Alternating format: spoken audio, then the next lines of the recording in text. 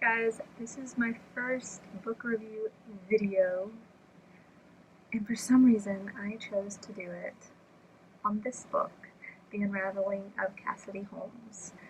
I don't know why I chose this book. Maybe I'm a masochist, because truthfully I have never had a harder time rating a book than I did this one. I'm still not 100% sure how many stars I'm going to give it, because there's so many things about it that I really, really like. And then there are so many things that make me stop and say, why did that happen? Why is that there? What's going on?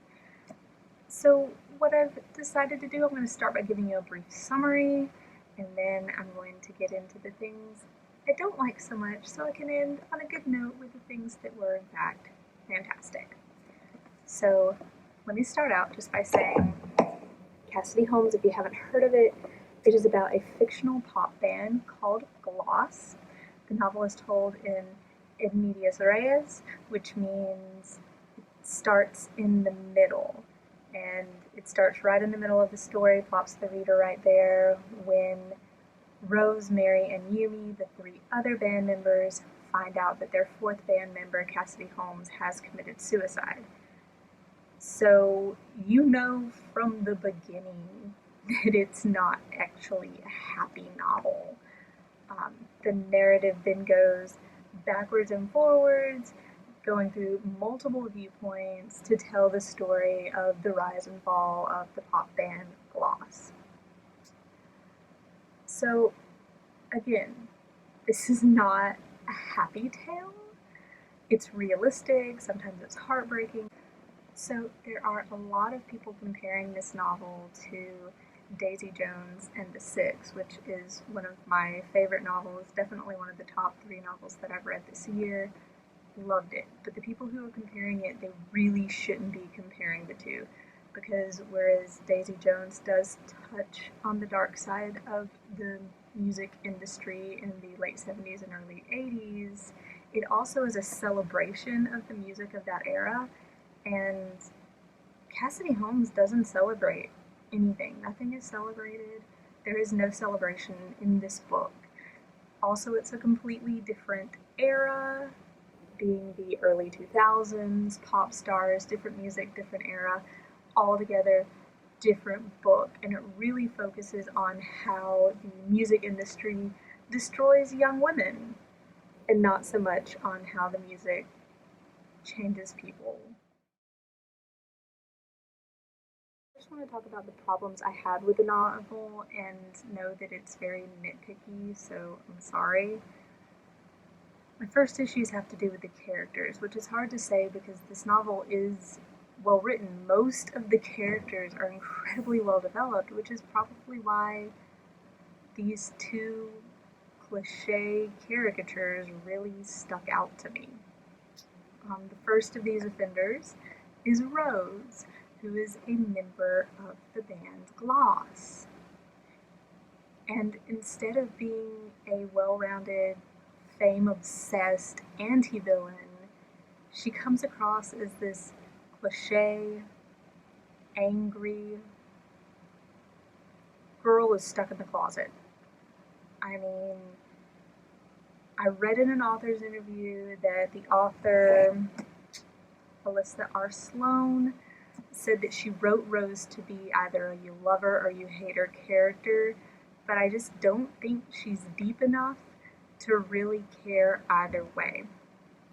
I mean, the one kind of redeeming thing Rose does is that she tries to take care of her first girlfriend, Viv, but even then, by the time this happens, it kind of felt like Viv had just been thrown in, given a disease, in order to humanize Rose, who had been just awful to everyone. So even in the end, instead of embracing who she is and changing for the better, which is what I was hoping would happen in Rose's arc, she only comes out of the closet to steal one of her bandmates' jobs. And uses that as a way to get more fame. This girl is entirely obsessed with fame. There is no other motivation for her life. I do not like Rose. I don't think she's well written. That might just be me. Now, let's talk about that second offender. And let me just say that this is the second novel I've read in which I had to stop and ask a very important question. That question being, why is there a cowboy here? I'm your huckleberry. I like cowboys. I don't have any problem with them. But what is he doing in a novel about pop stars? It doesn't make sense. I didn't appreciate it, not even a little bit. Okay, this is a book about a pop band. So why on earth is there a country music singer named Stephen St. James coming in with his perfect jawline and black cowboy hat, which is black because he is evil? I don't know why he's there. I don't understand it. He starts out as Cassidy's competitor in the book's version of American Idol, and as such, he makes sense. That was a show where all the music genres combined and competed, and that was fine. It also makes sense that he would stick around for a bit as they both sign on with the same record label, and a lot of record labels host multiple genres. That's fine.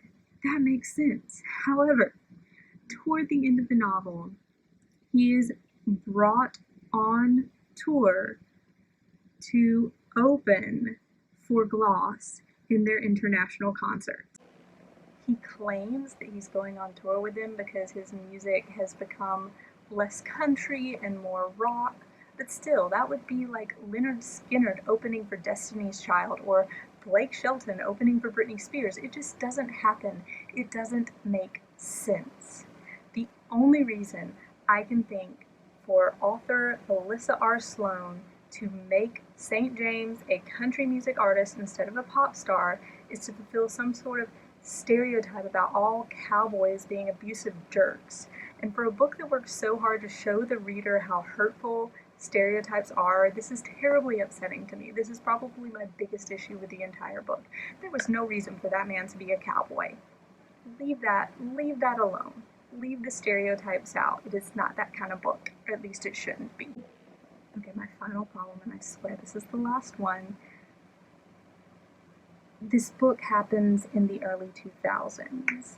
That means the characters are around, the band is formed around the time of 9/11, yet that whole terrorist attack is just glossed over. Cassidy mentions briefly in one of her chapters that, oh yeah, we recorded a song for that and a music video, but nobody talks about how that event made them feel, if they were scared to take flights, nothing. They lived through 9/11 and just didn't feel anything about it. I mean, maybe the author wrote it this way to make a point about the girls being too caught up in their own private world to really connect with what was going on in the world as a whole, but it didn't come across that way. It just seemed very odd to me.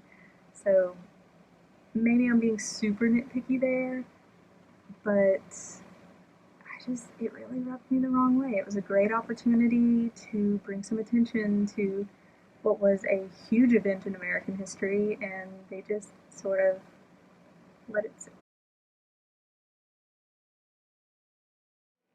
Now for the good stuff, and I swear the good stuff in this novel far outweighs the bad, so I am excited about this segment. I hope you haven't quit watching yet. To be honest, I blasted through the first half of this novel because it is 100% nostalgia. As a kid, growing up in the early 2000s, watching shows like American Idol and idolizing people like Britney Spears and Christina Aguilera, like guys, I have home videos from when I was a kid and tried to make my own music videos. Every little girl wanted to become instantly famous like those ladies did, like the ladies in Gloss do in this novel. So it was a fun read, that first half, seeing Cassidy's dreams come true, even though, they didn't turn out to be everything she thought they would be. on that note, I also really like the way this novel dealt with mental illness, trauma, eating disorder, and all of those taboo things that are typically either underrepresented or wrongly represented in literature today. The novel is packed with examples of this. There's literally a trigger warning on the first few pages. So I'm just going to talk about Cassidy's examples without giving too much away. Cassidy suffers from depression, an undiagnosed eating disorder, and an abusive cowboy. Her point of view chapters are amazing, and they show a realistic representation of the way a person with depression would think. I know, I've been there. It's so refreshing to see a character portray these same thoughts. And honestly, people need literary characters like Cassidy to see that they are not alone, and I applaud the author for creating her this way and for just fearlessly presenting a character in mental anguish. That said, Cassidy, Yumi, and Mary are incredibly well-developed characters just in general. I especially loved Yumi's arc as she changed from a character who really resented her fame because she had been made the token Asian of the group and discriminated against, like given really offensive nicknames, forced to wear Chinese characters when she was in fact a Japanese American woman. And she becomes a character who strives to use her fame to help others rather than just being, resenting it. I also really liked Mary's arc. It was equally dynamic. She goes from this very strong-willed character to someone who she felt was put in her place, and then by the end we see her developing into, once again, a strong-willed character, but one with purpose. And I love the way her relationship with her daughter was portrayed. It's just, altogether, their stories in themselves are beautiful. I read in that same interview with the author that Yumi actually started out as the main character, and I'm going to be honest, I kind of wish I could read that version of the story because that's how much I loved Yumi as a character. Altogether, I think I'm going to give this 3.5 out of 5 stars because it was good. Yes, I had some personal issues with it, but that's just me being me. If you want to read a novel that's going to keep you glued to the pages, that you're just going to blast through, you get that sense of nostalgia, this is the book for you. It is fantastic. I really liked it. You should definitely give it a shot. Thank you so much for watching.